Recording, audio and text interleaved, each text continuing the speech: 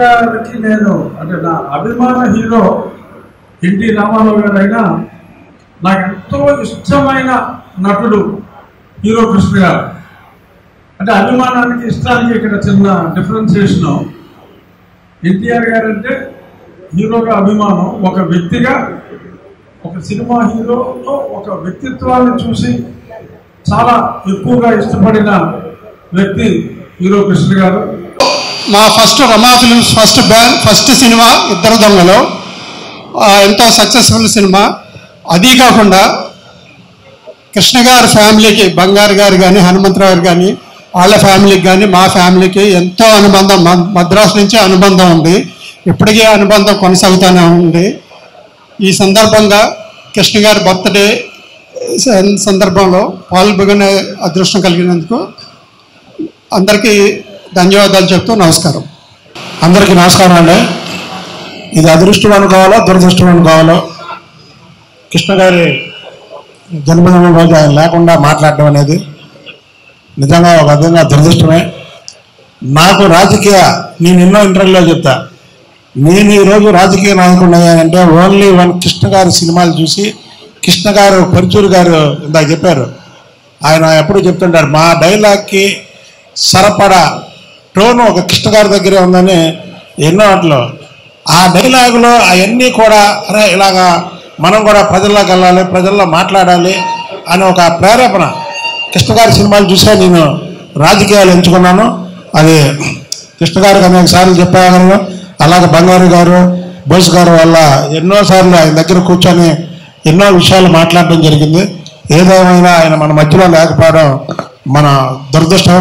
అలాగే ఆయన చివరి కోరిక ఘట్టమైన జయకృష్ణ గారిని పెద్ద హీరోని చేయాలనేది ఆయన చివరి కోరిక. ఎన్నోసార్లు, ఎందుకంటే ఆయనకి దగ్గరగా ఉంటాం కాబట్టి మా దగ్గరే చెప్పేవాళ్ళు కాబట్టి ఆయన జయకృష్ణ గారు పెద్ద హీరోగా, మహేష్ బాబు లాగా పెద్ద హీరోలాగా అయిన రోజు నిజంగా కృష్ణ గారి ఆత్మకి శాంతి కలగడమే కాదు, ఆయన చాలా హ్యాపీగా ఉంటాడని తెలియజేస్తూ సెలవు తీసుకుంటున్నాను.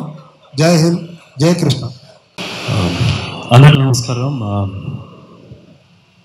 ప్రపంచంలో ఎవరైనా అదృష్టవంతులు ఎవరు ఉన్నారంటే అందరికన్నా గొప్పవాడు అంటే అది నేనే. అంటే ఆయనకి ఒక ఫ్యాన్గా నాకు ఇంకా గుర్తు, నేను చిన్నప్పుడు కృష్ణలంక గుంటూరు వారి వీధిలో ఉన్నప్పుడు ఒక కర్ర పట్టుకొని తిరిగేవాడిని. అగ్నిపర్వతం తర్వాత ఆ కర్రతోనే ఎంతసేపు ఉన్నా సరే ఆ కర్రతోనే ఎవరితోనే మాట్లాడినా ఆ కర్రతోనే ఆయన అంత ఇన్ఫ్లుయెన్స్ చేసేవాళ్ళు. సో అలాంటిది ఆయనతో పాటు కలిసి వాళ్ళ కుటుంబంలోకి రావడం ఐ థింక్ దేవుడు నాకు ఇచ్చిన పెద్ద వరం. అండ్ కృష్ణ గారి గురించి నేను చాలా నేర్చుకున్నాను. చెప్పాలంటే అసలు పుస్తకాలుగా చెప్పచ్చు. బట్ నా ఎంగేజ్మెంట్ రోజు, ఐ స్టిల్ రిమెంబర్ ఎంగేజ్మెంట్ రోజు చాలా చిన్న లిమిటెడ్ పీపులే, ఇప్పుడు మనం వచ్చాము ఇంతవరకే. దానిలో ఒక ఆయన, చాలా ముసలి ఆయన ఒక ఆయన ఉంటే ఆయన తీసుకెళ్ళి నన్ను పరిచయం చేశారనమాట. ఎవరు అంటే ధూండి గారు కృష్ణ గారితో సినిమా చేశారు అని చెప్పి నాతో సినిమా చేశారు. కృష్ణ గారు తీసుకెళ్ళి పరిచయం చేశారు. అంటే అన్ని సినిమాలు చేసిన తర్వాత కూడా మొదట్లో ఆయనతో ప్రొడ్యూస్ చేసిన ఒక ప్రొడ్యూసర్ని రెస్పెక్ట్ చేయడం అది నాకు చాలా మంచిగా అనిపించింది. అంతేకాదు ఇంకా చాలా ఉంటాయి. అంటే మన జనంలో ఒకప్పుడు, ఇప్పుడు వాచ్లు ఉన్నాయి, టైం చూసుకుంటూ ఉంటాం. ఇదివరకు వాచ్లు లేని టైంలో మనం సూర్యుడిని అలా చూసుకుంటూ ఉంటాం. కానీ కృష్ణ గారు ఉన్నప్పుడు వాచ్ అవసరం లేదు. ఆయన ఇలా పలానా ఎప్పుడు ఇంటికి వచ్చేవాళ్ళు, ఇలా ఇంటికి వచ్చారు అంటే గోడ మీద వాచ్ చూసామంటే 6:30 అవి ఉంటుంది. సో ఆయనకి కానీ ఆయన చుట్టుపక్కల ఉన్న వాళ్ళు ఎవరికి వాచ్లు పెట్టుకోవాల్సిన అవసరం లేదు. ఆయన చూసి ఫాలో అయిపోవచ్చు. ఒక సూర్యుడు లాంటి వ్యక్తి. అండ్ అంతేకాదు డిసిప్లిన్. అంటే ఒక పెద్ద హీరోకి జనరల్గా చాలామంది అసిస్టెంట్ ఉంటారు, 10-15 మంది. ఒకళ్ళు మంచినీళ్ళు ఇస్తారు, ఒకళ్ళు అది ఇస్తారు, ఒకళ్ళు చెప్పులు వేస్తారు. సో చాలా మంది అసిస్టెంట్స్ ఉంటారు. కాకపోతే ఆయన తీసుకునే కేరు ఫ్యామిలీకి సంబంధించినవి ఎవరికి వదలకుండా వాళ్ళకి చెప్పినా సరే ఆయన ఫాలోఅప్లు చేసి. చిన్న ఎగ్జాంపుల్ ఏమైనా చెప్పాలంటే, ఇంట్లో ఏదైనా నీళ్ళు రావట్లేదు అనుకోండి, నేను హరికి చెప్తానమ్మా అని చెప్పి, నువ్వు కూడా హరికి ఫోన్ చేయని చెప్పి అంటారు. దాంతో ఆయన ఇంటికి వెళ్ళేటప్పుడు దారిలోనే హరి ఇలా ఒక చిన్న ప్రాబ్లం ఉంది వెళ్ళి చేయి అంటారు. నెక్స్ట్ డే మళ్ళీ హరికి ఫోన్ చేసి అయిందా అని అడుగుతారు. అయిందని చెప్పిందా మళ్ళీ అక్కడ ప్రియాకి ఫోన్ చేసి అయిందని చెప్తున్నాడు, అయిందా అమ్మా అని అడుగుతారు. అంటే అంత పెద్ద హీరో ఉండి అంత పెద్ద స్టార్ అయ్యండి ఒక 10-20 మంది పక్కనే ఉంటారు, వాళ్ళు ఫాలో అప్ చేయొచ్చు. కాకపోతే ఆయన ఫోన్ చేసి ఎవ్రీ మైన్యూట్ థింగ్ అందరినీ హ్యాపీగా ఉంచాలి ఫ్యామిలీ అనేది ఆయన తీసుకునే care is something I have learn. నా అనేది ఇవన్నిటికన్నా కూడా చాలా పెద్ద బాధ్యత ఉంది. అదేంటంటే నా పిల్లలకి ఇంకా నెక్స్ట్ జనరేషన్ వాళ్ళకి ఆయన గురించి ఆయన సినిమాలు చూపించడం, ఆయన సినిమాలు చూపించి ఆయన చాలా నేర్చుకోవడం, ఆయన దగ్గర నుంచి నేను నేర్చుకున్న డిసిప్లిన్ నా పిల్లలకి ఇవ్వడం. సో డెఫినెట్గా నా లైఫ్ లాంగ్ అది చేయడానికి ట్రై చేస్తాను. And thank you. పెద్దలకు, కుటుంబ సభ్యులకు, మిత్రులకు నమస్కారాలు. ఇందాక అన్నయ్య పరశురు గోపాలకృష్ణ గారు ఈ తెలుగు పరిశ్రమకి 2 కళ్ళంటే ఇది సత్యం. సినిమాకి, తెలుగు సినిమాకి గౌరవం తెచ్చింది, జనాల్లో మరింత గౌరవాన్ని పెంచింది శ్రీ నందమూరి తారక రామారావు అయితే, తెలుగు సినిమా కీర్తిని ఇటు హిమాలయాల దాకా అటు సముద్రాలు దాటి రష్యా దాకా తీసుకెళ్ళిన ఘనత కృష్ణ గారు. పాన్ ఇండియా అక్కడి నుంచే మొదలైంది.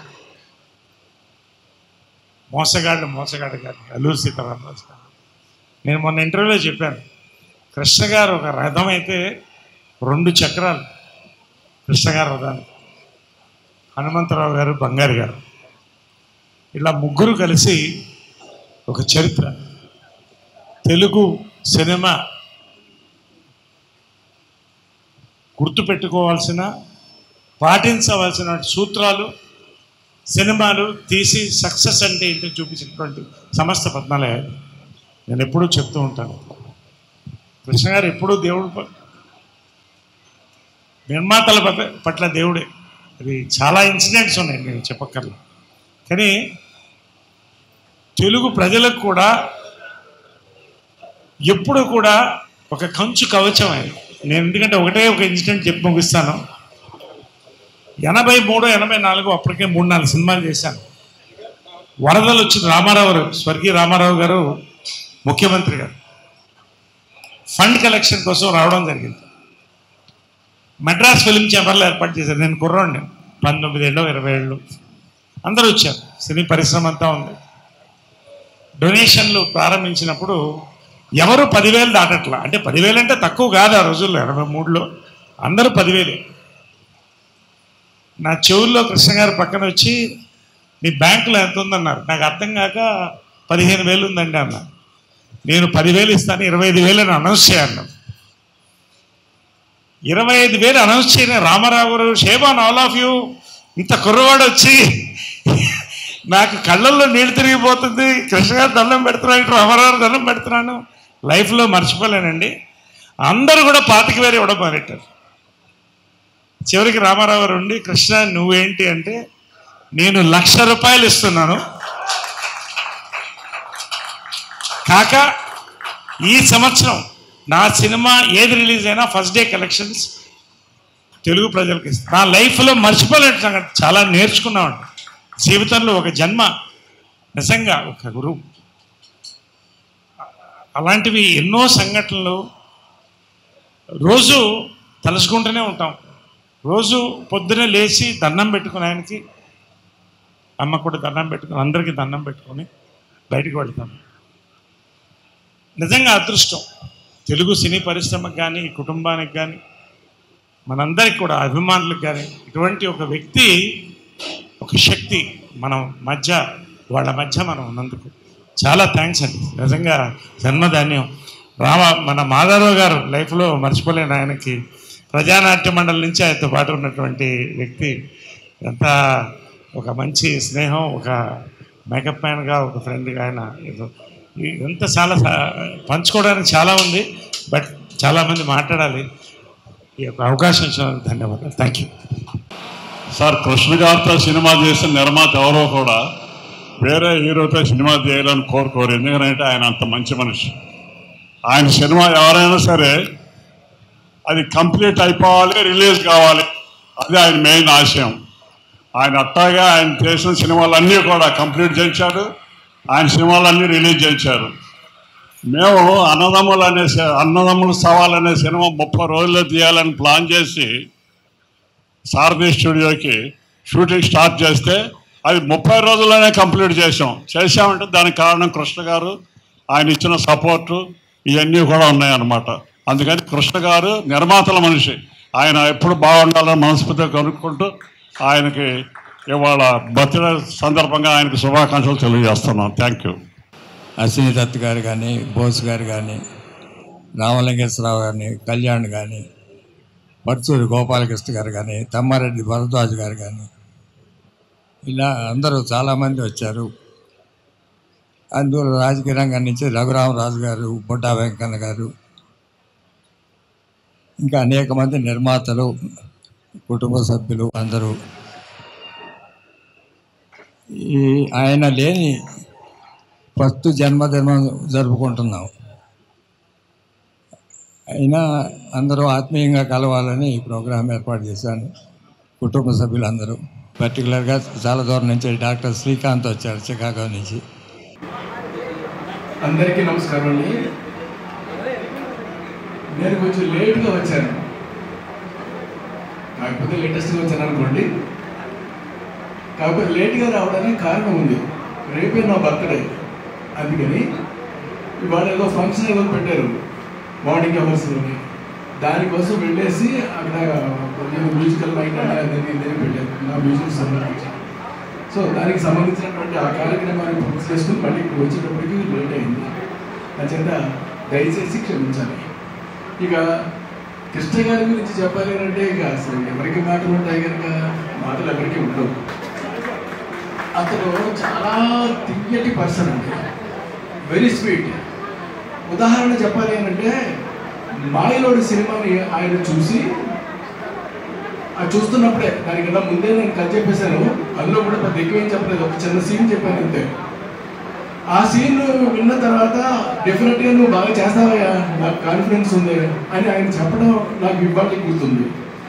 అది అయిన తర్వాత మాయలోడి సినిమా చూసి ఆయన ఇది సెన్సేషనల్ హిట్ అవుతుంది అని చెప్పారు ఆయన. తర్వాత నాకు తెలిసి కొంతమంది ఆ సినిమాని చూసి కొనడం కూడా మానేశారు. ఎందుకంటే ఇందులో క్లైమాక్స్ ఎవరు చూస్తారంటారు అది. బట్ ఆ సినిమా సెన్సేషనల్ హిట్ ఈయన మాటల ప్రకారంగా అవ్వడం అనేటటువంటిది ఉంది చూడండి.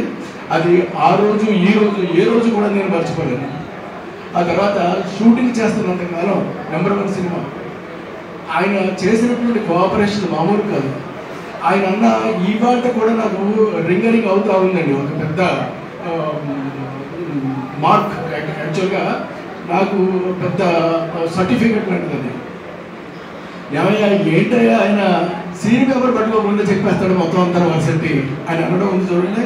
అసలు నాకు అంత పెద్ద ఆయన నాకు అంత సర్టిఫికెట్ ఆయన ఇవ్వడం అనేటువంటిది ఇట్ ఈస్ రియల్లీ గ్రేట్.